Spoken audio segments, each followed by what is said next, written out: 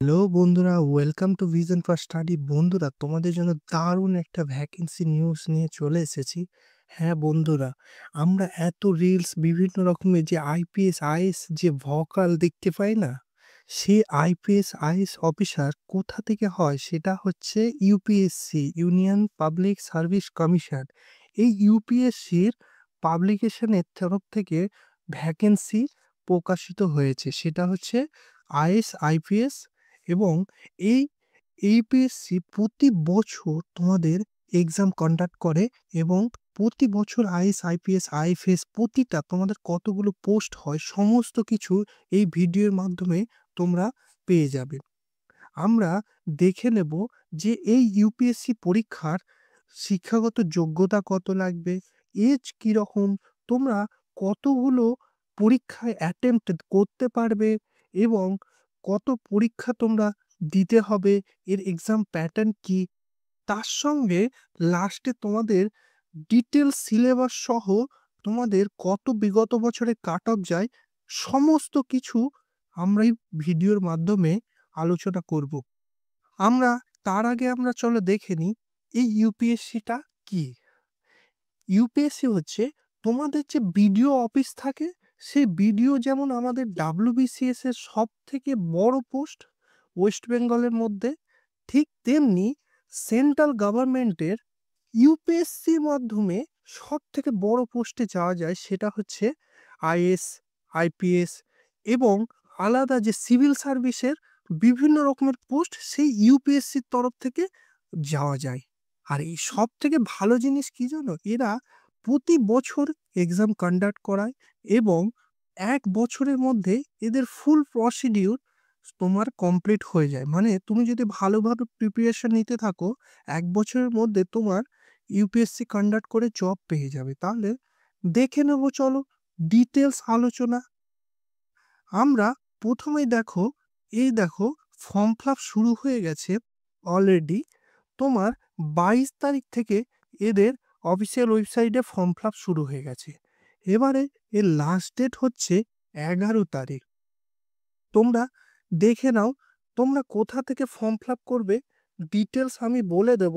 এই ওয়েবসাইট, এই যে upsconline.gov.in, এই ওয়েবসাইটে গিয়ে তোমাদের রেজিস্ট্রেশন করার পর তোমাদের ফর্ম ফিল আপ করতে হবে। তার আগে ডিটেলস আমরা দেখে নেব যে এর শিক্ষাগত যোগ্যতা থেকে শুরু করে কি কি রয়েছে। তোমরা এই পরীক্ষার তোমাদের অলরেডি দেখো এই পরীক্ষার কবে থেকে প্রিলিমিনারি এক্সাম হবে তার ডেটও তোমাদের ঘোষণা করে দিয়েছে। তাহলে তোমাদের এর 11 তারিখে এর ফর্ম ফিল আপ শেষ হবে। তারপরে তোমাদের এক্সামিনেশনের জন্য যদি কোনো মিস্টেক করে থাকো, তার জন্য তোমাদের 18 তারিখ পর্যন্ত তোমাদের ফর্ম উইন্ডো কারেকশন করার উইন্ডো পাবে। এবং তোমাদের খুব দেখতে পাচ্ছ 25শে মে তোমাদের প্রিলিমসের এক্সাম হয়ে যাবে। তারপরে এই দেখো টোটাল কতগুলো পোস্ট রয়েছে সেগুলো একবার দেখো। আইপিএস আইএএস থেকে শুরু করে ডিটেলস এখানে দেওয়া রয়েছে। প্রথম পোস্ট যেটা সব থেকে সবার যেটা ইচ্ছা, সবাই যেটার জন্য পাগল, আইএএস, বুঝতে পারছো। তারপরে দেখো আইএফএস, ইন্ডিয়ান ফরেন সার্ভিস, তারপরে আইপিএস, ইন্ডিয়ান পুলিশ অফিসার।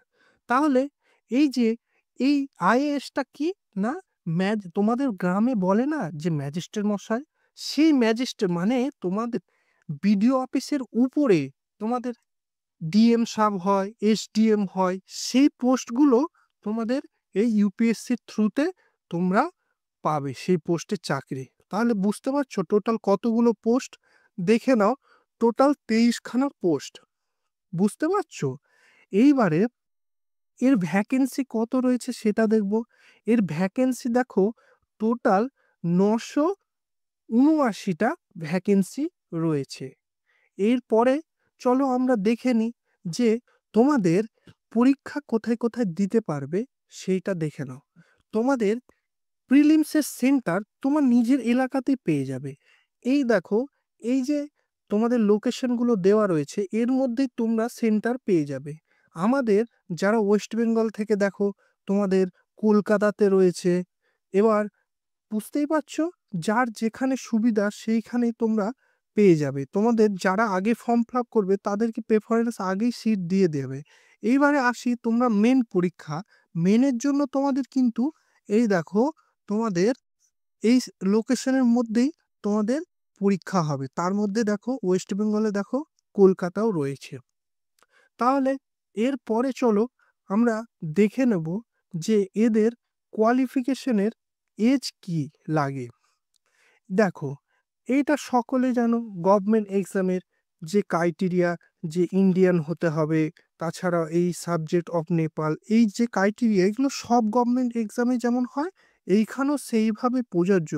আমরা দেখে নেব এর এজ লিমিটটা। এর এজ লিমিটটা দেখো, এখানে সব থেকে গুরুত্বপূর্ণ 1 আগস্ট থেকে এদের এজ লিমিট ক্যালকুলেট হবে। বুঝতেই পারছো? তাহলে এবারে মিনিমাম কোয়ালিফিকেশন এদের 21 বছর, আর ম্যাক্সিমাম কোয়ালিফিকেশন দেখে নাও 32 ইয়ার্স ওল্ড। বুঝতে পারছো? 32 বছর পর্যন্ত। এইবারে নর্মাল যেমন রিজার্ভেশনে থাকে এসটি এসসি 5 বছর, ওবিসি 3 বছর এবং পিডাব্লিউবি 10 বছর, এখানে সেই রকম রিজার্ভেশনের এই যে ছাড় তোমরা পেয়ে যাবে। এরপরে আমরা দেখব যে এর এডুকেশন কোয়ালিফিকেশন কি লাগবে। এডুকেশন কোয়ালিফিকেশন খুবই ভালো, কি জানো, তুমি যদি যে কোনো শাখায় শুধুমাত্র গ্র্যাজুয়েট হলেই তবেই তুমি ফর্ম ফিল আপ করতে পারবে। সেটা পাস কোর্স হতে পারো, কিংবা অনার্স হতে পারো, কিংবা ইঞ্জিনিয়ারিং ব্যাকগ্রাউন্ড হতে পারে, যে কোনো শাখায় তোমার জাস্ট তুমি গ্র্যাজুয়েট হলেই তবে অ্যাপ্লাই করতে পারবে। বুঝতে পারছো? তাহলে খুবই ভালো কথা। এইবারে আমরা দেখে নেব তোমাদের নাম্বার অফ অ্যাটেম্প্ট কটা। এদের কিন্তু একটা নাম্বার অফ অ্যাটেম্প্ট এদের দেওয়া রয়েছে, মানে তুমি কতবার এই পরীক্ষায় বসতে পারবে। তুমি তো আনলিমিটেড টাইম বসতে পারবে না। তার জন্য একটা ব্যারিয়ার রয়েছে, কি, যদি তুমি ইউআর ক্যাটাগরি হও তাহলে তুমি 6বার বসতে পারবে ম্যাক্সিমাম। বুঝতে পারছো? এবারে তাছাড়া তোমার বাকি রিজার্ভেশনের জন্য তোমাদের ছাড় এখানেও পেয়ে যাবে। যেমন তুমি যদি এসটি এসসি হয় তাহলে তুমি আনলিমিটেড টাইম পর্যন্ত, যতদিন তোমার এজ লিমিট থাকবে ততদিন পর্যন্ত তুমি বসতে পারবে পরীক্ষা দিতে। ওবিসি হলে তুমি ম্যাক্সিমাম 9টা অ্যাটেম্প্ট তুমি দিতে পারবে। আর পিডাব্লিউবির জন্য ম্যাক্সিমাম 9বার তুমি পরীক্ষা দিতে পারবে। তাহলে বুঝতে পেরেছো, প্রতিটা অ্যাটেম্প্ট তোমরা ফর্ম ফিল আপের পরে অ্যাটেম্প্ট করাটাও একটা গুরুত্বপূর্ণ বিষয়। এরপরে আমরা দেখে নেব অ্যাপ্লিকেশন ফিস তাহলে কত হবে। ইন্ডিয়ার সব থেকে বড় পরীক্ষা, তাহলে অ্যাপ্লিকেশন কত হয় জেনে তোমরা অবাক হবা। এর অ্যাপ্লিকেশন ফিস মাত্র 100 টাকা। কাদের জন্য? যারা জেনারেল ক্যান্ডিডেট এবং ওবিসি ক্যান্ডিডেট। তাছাড়া যারা ফিমেল, এসটি এসসি, পিডাব্লিউবি ক্যান্ডিডেট হচ্ছ তাদের কিন্তু কোনো ফিস লাগবে না, সম্পূর্ণ ফ্রিতে। তাহলে জেনারেল ক্যান্ডিডেট এবং ওবিসি ক্যান্ডিডেটদের জন্য তাহলে 100 টাকা এর অ্যাপ্লিকেশন ফিস লাগবে। এরপরে আমরা চলো দেখে নেব কিভাবে তোমরা অ্যাপ্লাই করবে।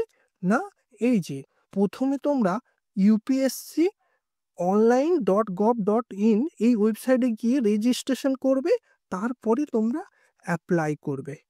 তোমরা এরপরে আমরা চলো দেখব যে এর এক্সাম প্যাটার্নটা কি রকম রয়েছে। এর এক্সাম প্যাটার্ন দেখার আগে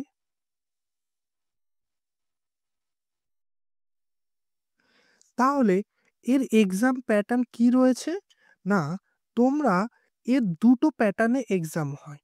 প্রথম ধাপ হচ্ছে প্রিলিমস এক্সাম, যেটা প্রিলিমস হবে, তারপরে প্রি হচ্ছে ফার্স্ট, তারপরে মেন হবে, মেনের পরে ইন্টারভিউ।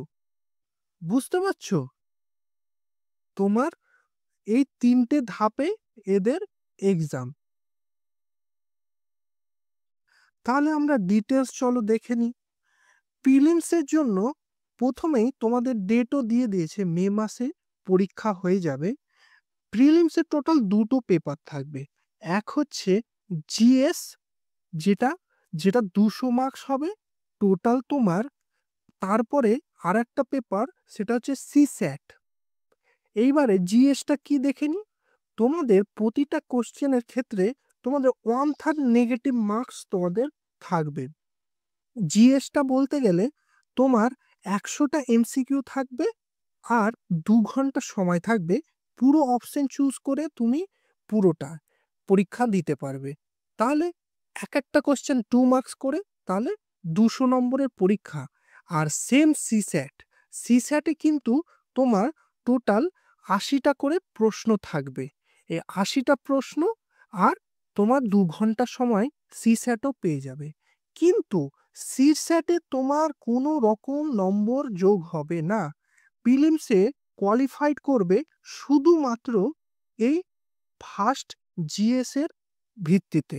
আর সিস্যাটটাতে তোমাদের শুধুমাত্র পাস করতে হবে। কত নম্বর না, 33%, মানে 66 নম্বর তোমাদের 200তে পেতে হবে, তবেই তোমাদের জিএস খাতাটা তোমাদের দেখবে। তাহলে জিএস এর জন্য কি কি পড়তে হয় দেখো, হিস্ট্রি, ভূগোল, তারপরে সংবিধান, অর্থনীতি, পরিবেশ, যত রকম দেখছো কারেন্ট অ্যাফেয়ার্স, অন্যান্য সমস্ত কিছু এর মধ্যেই জিএস 1 এর মধ্যেই তোমার পড়বে।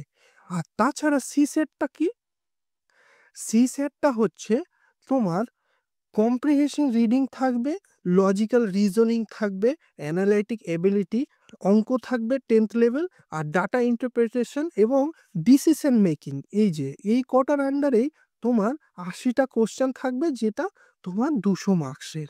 66 নম্বর পেলেই তোমরা পাস করবে। এইবারে যারা যারা তোমার প্রিতে কোয়ালিফাইড হবে, তারপরে তারা মেন পরীক্ষায় বসতে পারবে। চলো দেখি এইবারে দেখবো মেন পরীক্ষার জন্য কি কি সিলেবাস রয়েছে। দেখো, মেন পরীক্ষাতেও 2খানা পেপার রয়েছে, যেগুলো শুধু কোয়ালিফাইং, মানে জাস্ট তোমাকে পাস করতে হবে।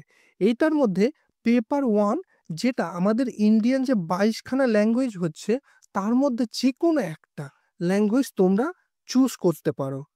তাহলে বুঝতে পারছো, মানে তোমরা যদি এখান থেকে বাংলা নিতে পারো যারা ওয়েস্ট বেঙ্গল থাকে আছো। এবারে পেপার বি যেটা, সেখানে ইংলিশ থাকবে। এই দুটো পেপারে তোমার 300 মার্কস করে করে থাকবে। আর এটা জাস্ট তোমাদের 25% মার্কস পেতে হবে, তবেই তোমার মেনের পরীক্ষার বাকিগুলো চেক হবে। তাহলে এইটা শুধু তোমার কোয়ালিফাই করতে হবে। যে নম্বরগুলো তোমার চাকরি পেতে সাহায্য করবে, যে আর রেসপেক্টে হবে, সেগুলো হচ্ছে এই পেপারগুলো। এই পেপারগুলো চলো দেখে নিই। পেপার 1 তোমাদের অ্যাসে লিখতে হবে, 250 মার্কস। জেনারেল স্টাডিজ, দেখো ইন্ডিয়ান হেরিটেজ থেকে শুরু করে তোমাদের হিস্ট্রি, জিওগ্রাফি, ওয়ার্ল্ড, এগুলো সব 250 মার্কসের। এবং জিএস 2 যেটা, সেটা governance, constitution, polity, social justice, এগুলো সব মিলিয়ে জিএস 2, এটাও 250 মার্কস। এবারে জিএস 3 যেটা, সেটা দেখো technology, economic development, biodiversity, environment, society in disaster management, সব মিলিয়ে 250 মার্কস। এবং জিএস 4 যেটা, সেইটা দেখো তোমার এথিক্স, ইন্টিগ্রিটি অ্যান্ড অ্যাপটিটিউড, এখান থেকে 250 মার্কস। তাছাড়াও একটা অপশনাল চুজ করতে হবে।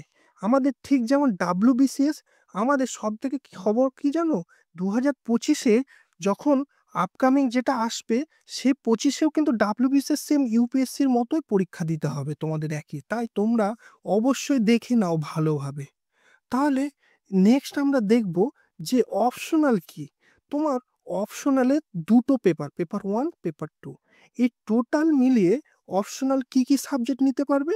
এই দেখো, এই দেখো, এই সাবজেক্টগুলো তোমাদের অপশনালে তোমরা নিতে পারবে। এগ্রিকালচার, বটানি থেকে শুরু করে সমস্ত রকম যার যে সাবজেক্ট পছন্দ, সেই সাবজেক্টে অপশনাল নিতে পারবে। আর তাহলে এবারে দেখে নি, অপশনাল পেপারটা তোমার টোটাল 500 মার্কসে। অপশনাল পেপার 1 যেটা 250 মার্কসের, আর অপশনাল পেপার 2 সেটাও 250 মার্কস।